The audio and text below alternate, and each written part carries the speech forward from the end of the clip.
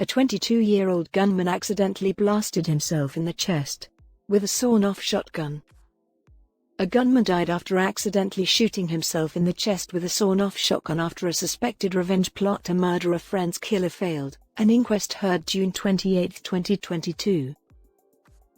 Reece Ramsey-Johnson, 22, was found suffering from gunshot wounds and lying in a pool of blood outside a branch of Lloyds Bank in Sydenham, on September 8, 2019.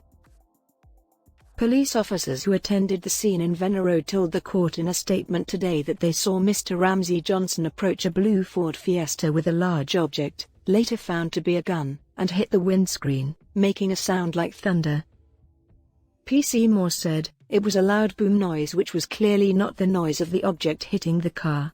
At that moment the man collapsed on the floor." The two unarmed officers who attended the scene called for backup after seeing the gunman.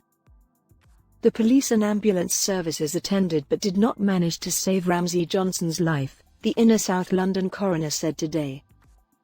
Pictures shared at the time of the incident show a cordon in place and emergency services in attendance. A separate police investigation had found that Mr Ramsey-Johnson had been working with 3 others to track down a man named Marley Lucas to allegedly try to kill him. Lucas, stating that he killed out of self-defense, was acquitted by a jury in 2015 of the murder of Nathan Murray, a friend of Ramsey-Johnson's. Lucas was instead convicted of manslaughter. He survived the attack in 2019 but only after he was able to bypass their attempts to block his car in Venner Road, a dead-end street. Mr Ramsey-Johnson's mum, Annette Ramsey, attended the inquest via video link where the court was told that Ramsey-Johnson was planning to use the loaded sawn-off shotgun on Lucas but accidentally killed himself instead, after hitting the butt of the gun against a car in frustration and setting the weapon off.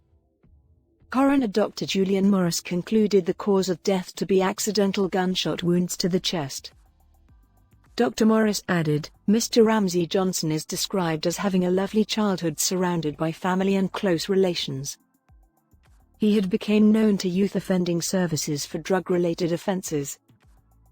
On the September 8, during this incident, he swung the gun like an axe in a swinging motion onto the windscreen.